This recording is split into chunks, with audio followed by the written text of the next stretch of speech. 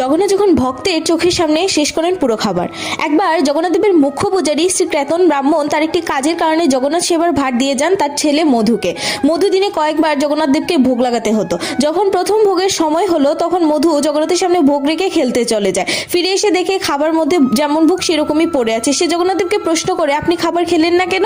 বাবা যদি এসে দেখেন ভোগ রয়ে গেছে তখন তিনি আমাকে অনেক বকবেন। কিন্তু জগন্নাথ কিছুই বলেনি। মধু তারপর আবার বাইরে চলে যায়। ফিরে এসে দেখে খাবারের জায়গায় পড়ে আছে।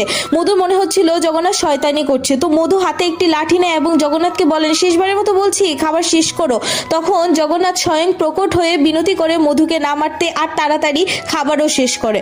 মধু যখন এই এঁটো থালাগুলো তার বাবাকে দেখান তখন তার বাবা এই বলে বকা দেয় যে মূর্তি খাবার খায় না। মধুর চোখে জল আসে এই ভেবে যে যখন তার কোনো বিশ্বাসই নেই প্রভু এসে খাবেন, তো প্রভু খাবেন কি করে। যদি গল্পটি ভালো লেগে থাকে লাইক সাবস্ক্রাইব করতে ভুলবেন না, জয় জগন্নাথ লিখতে ভুলবেন না।